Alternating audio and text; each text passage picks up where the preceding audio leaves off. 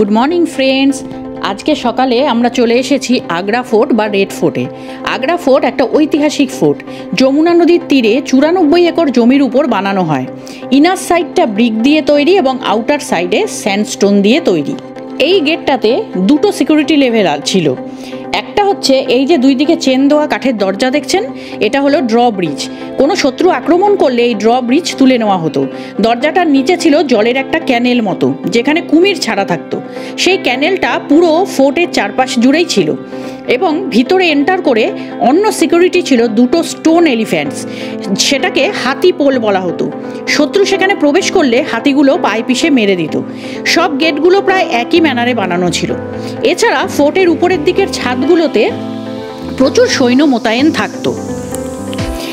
এর চারিদিকে 70 fit high ওয়াল আছে। এটাকেও ইউনেস্কো থেকে ওয়ার্ল্ড হেরিটেজ সাইট হিসেবে ঘোষণা করা হয়েছে। এটার চারদিকে 4টি গেট আছে। আমরা লাহোর গেট বা অমর সিং গেট দিয়ে ঢুকছি। যমুনার দিকে আছে খিজরি গেট। আর একটা গেট আছে দিল্লি গেট, যেটা দিয়ে রাজারা যাতায়াত করত। এখন সেটা ইন্ডিয়ান মিলিটারির আন্ডারে আছে, সো ট্যুরিস্টদের জন্য বন্ধ করা আছে।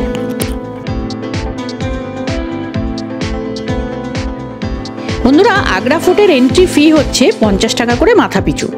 এবং এখানে ঢুকলেই আপনারা দেখতে পাবেন যে প্রচুর গাইড আছে চারপাশে। আপনারা গাইডের সঙ্গে কথা বলে নেবেন, একটু বার্গেনিং করে নেবেন, কারণ গাইড না নিয়ে ভেতরে ঢুকলে পরে ঢোকাটা আমার মনে হয় বৃথা হবে। কারণ ওরা খুব সুন্দরভাবে বুঝিয়ে দেয় যে কোথায় কোন জিনিস ছিল, কারা কখন ছিলেন এখানে রাজত্ব করতেন। তো ওদের ছাড়া একটু বোঝাটা মানে প্রবলেমেটিক হয়ে যায়। তো আমি বলবো আপনারা গাইড নিয়েই ঢুকবেন, তাহলে খুব সুন্দরভাবে এনজয় করে ঘুরতে পারবেন।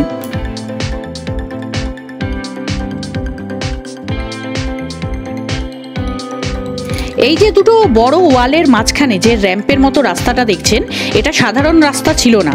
এটার ওয়ালে দেখুন ছোট ছোট অনেক পাইপ লাগানো আছে। সেই সময় শত্রুর হঠাৎ আক্রমণ থেকে বাঁচার জন্য এই পাইপগুলো করা হয়েছিল। এইগুলোর মাধ্যমে গরম তেল এবং গরম জল শত্রুদের গায়ে ফেলা হতো। তেল ফেলার জন্য রাস্তাটা প্রচণ্ড স্লিপারি হয়ে যেত। শত্রুদের প্রচণ্ড ক্ষতি হতো, সহজে ওরা উপরে উঠতে পারতো না। র্যাম্পটা একটু নিচের দিকে ঢালু করা আছে। আর সম্রাটরা টাইম পেয়ে যেত শত্রু মোকাবিলা করার জন্য প্রস্তুতি নিতে। ওয়ালে দেখুন ব্ল্যাক ছোপও পড়ে গেছে। র্যাম্প থেকে উপরে উঠে ডান হাতে দেখুন একটা বড় পাথরের বাথটাব আছে, যেটাকে হজ এ জাহাঙ্গীর বলা হয়, যেটার ভিতরে সিঁড়ি করা আছে। বলা হয় এখানে দাসীরা জাহাঙ্গীরকে স্নান করাতো। আর এই যে রেড স্যান্ডস্টোনের বড় প্যালেসটা দেখছেন, এটাকে আকবরী মহল ও জাহাঙ্গীরি মহল বলা হয়। প্রথম পানিপথের যুদ্ধে জিতে বাবর এই ফোর্ট দখল করেছিলেন। হুমায়ুনের রাজ্যাভিষেকও এখানেই হয়। তারপর অনেকবার এই দুর্গ অনেক রাজাদের হস্তগত হয়। এবার চলুন প্যালেসে যাওয়া যাক। এই প্যালেসটিকে বেঙ্গলি মহলও বলা হয়। বেঙ্গলি স্টাইল আর্কিটেকচারের সাথে মুঘলদের স্টাইল মিশ্রণ করে আকবর বানিয়েছিলেন। পরে শাহজাহান এটাকে রেনোভেট করিয়েছিলেন।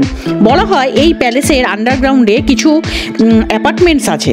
বাংলার ইমারতের মতো ছাদ ও ছত্রি টাইপের স্ট্রাকচার করা আছে। এখন এখানে দুটো প্যালেসই বর্তমান, আকবরী মহল ও জাহাঙ্গীর মহল।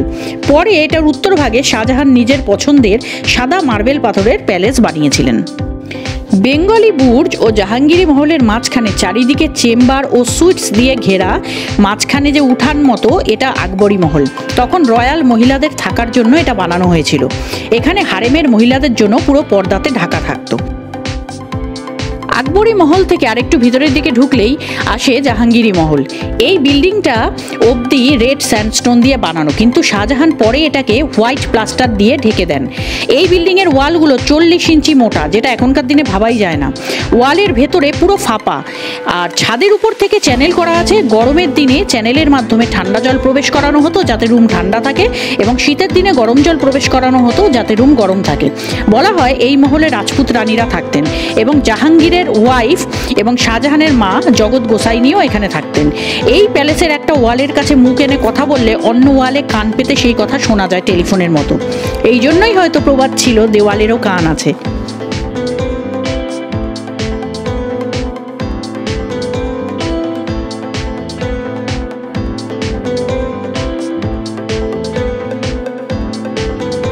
জাহাঙ্গীর মহল থেকে বেরিয়েই এই হোয়াইট মার্বেলের পালকির মতো যে প্যালেসটা দেখছেন, এটা শাহজাহান ও মুমতাজের দ্বিতীয় সন্তান জাহানারার জন্য বানানো হয়েছিল। শাহজাহানের সবথেকে প্রিয় সন্তান ছিলেন তিনি। জাহানারা ও রোশনারা শাহজাহানের দুই কন্যা অবিবাহিত ছিল। তার দুটি কারণ ছিল। প্রথমত, মুঘল বংশের রাজকন্যাদের নিজের থেকে অনেক উঁচু বিত্তবান বংশে বিয়ে হতো। সেই সময় শাহজাহানের থেকে বেশি বিত্তবান তিনি আর কাউকে খুঁজে পাননি।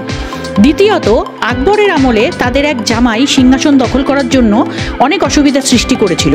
তাই এই প্রবলেম আর যাতে না হয় সেটা অ্যাভয়েড করার জন্য আকবরের পরবর্তী সময়ে অনেক প্রিন্সেসরা বিয়ে করেননি। তাই শাহজাহান দুই মেয়ের জন্য পালকির মতো প্রাসাদ বানিয়ে দিয়েছিলেন। জাহানারা মহলের পাশেই খাসমহল হলো সম্রাট শাহজাহান ও মুমতাজের প্রাইভেট চেম্বার।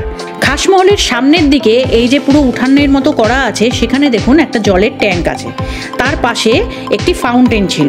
এই জলাশয়ে গোলাপ জল দেওয়া থাকতো। খুব সুন্দর স্মেল চারিদিকে ছড়িয়ে যেত।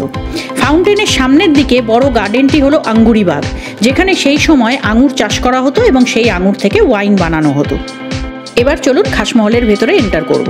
শাহজাহান মার্বেল পাথর খুব পছন্দ করতেন, তাই তিনি এই প্যালেসটার সেন্টার হলের ওয়াল এবং ফ্লোরটা মার্বেলের করিয়েছিলেন। তাতে রয়্যাল কালার ব্লু ও গোল্ডের ফ্লোরাল ডিজাইন ছিল। এই রুমটা 3 ভাগে ভাগ করা ছিল। সেন্টার হল ছিল বিশ্রামস্থল, এক পাশে ছিল জাহানারা প্যালেস আর অন্য পাশে রোশনারা প্যালেস।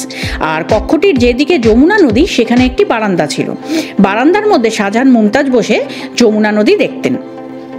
এই প্যালেসটার সিলিংয়ে পুরো ডায়মন্ড আর গোল্ডের কাজ ছিল। ব্রিটিশ পিরিয়ডে ইংরেজরা ওগুলো পুড়িয়ে তুলে নিয়ে গেছে। ওয়ালে এখনও আগুনের পোড়া দাগ হয়ে আছে কিছু কিছু জায়গায়। এখনও সিলিংয়ের কিছু জায়গায় গোল্ডের ট্রেস দেখা যায়। তখন আলো ছিল না, তাই সানরেজ এই গোল্ড আর ডায়মন্ডের উপরে পড়ে যে রিফ্লেকশন হতো তাতে পুরো ঘর আলোকিত হয়ে থাকতো।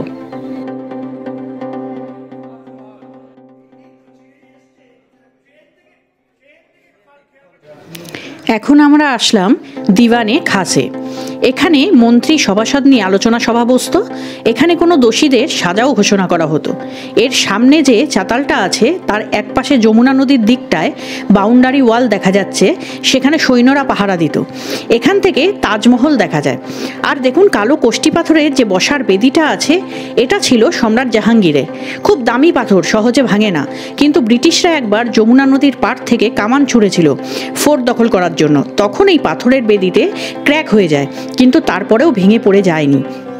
আর অপর পাশে শাহজাহান নিজের জন্য সাদা মার্বেলের বসার বেদি বানিয়েছিলেন।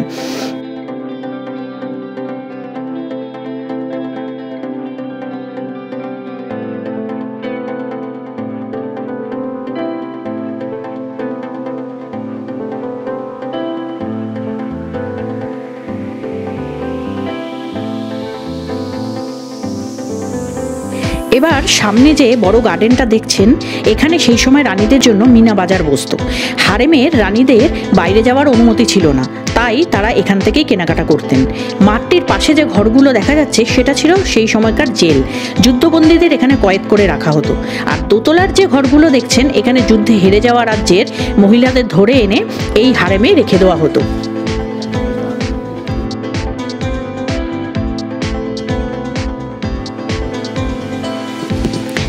এখন এসেছি শাহ বুর্জ বা মুথাম্মন বুর্জে। এখানে শাহজাহানকে 8 বছর ঔরঙ্গজেব বন্দি করে রেখেছিলেন। শাহজাহানের সাথে তার প্রিয় কন্যা জাহানারাও আমৃত্যু পর্যন্ত ছিলেন। এটা আকবর রেড স্যান্ডস্টোন দিয়ে বানিয়েছিলেন। আকবর ও জাহাঙ্গীর ঝাড়কা দর্শন এবং সন্ধ্যাবেলায় সূর্য পুজো করতে এখানে আসতেন। পরে শাহজাহান সাদা মার্বেল দিয়ে রেনোভেট করান। শাহজাহান এখানে নামাজ পড়ার আগে হাত পা ধুতেন। এর পিলারগুলোর কাজ দেখুন, পুরো দামি দামি মণিমাণিক্য দিয়ে খোদাই করা ছিল। ব্রিটিশরা সব তুলে নিয়ে গেছে। এর উঠানটা পুরো খোলা। প্যালেসটার মধ্যে ফ্লোরে একটা জলের কুণ্ড করা ছিল। এই যে লোহার বন্ধ গেটটা দেখছেন, এটা দিয়ে শাহজাহানের মৃত্যুর পর জাহানারা তার মৃতদেহ নদীপথে তাজমহলে নিয়ে যান এবং সেখানে মুমতাজের পাশে সমাধিস্থ করেন। এবার যে বড় হলটা দেখছেন, এটা হলো দিওয়ানে আম। আম জনতারা এখানে তাদের সুবিধা অসুবিধার কথা সম্রাটদের জানাতে আসতেন। দরবার বসত, সম্রাট এই উঁচু বেদিটার উপর বসতেন। এখানে বিভিন্ন সামাজিক অনুষ্ঠানে অংশগ্রহণ করার জন্য প্রজারা আসতেন। সামনের বড় গার্ডেনটার এক পাশে গ্যালারি করা আছে। এখানে লাইট অ্যান্ড সাউন্ড শো হয়। 70 টাকা টিকিট ফর ইন্ডিয়ান। ফোর্টে যেগুলো দেখলাম সেগুলো ছাড়াও শীষমহল ছিল, যেটা বন্ধ আছে। তাছাড়া 3টে মসজিদ ছিল, মতি মসজিদ, মিনা মসজিদ ও নাগিনা মসজিদ। হারেমের মহিলাদের নামাজ পড়ার জন্য ছিল নাগিনা মসজিদ। এবার আমরা ফোর্ট থেকে বেরিয়ে মথুরা বৃন্দাবনে যাব, আবার ওখানে গিয়ে দেখা হবে।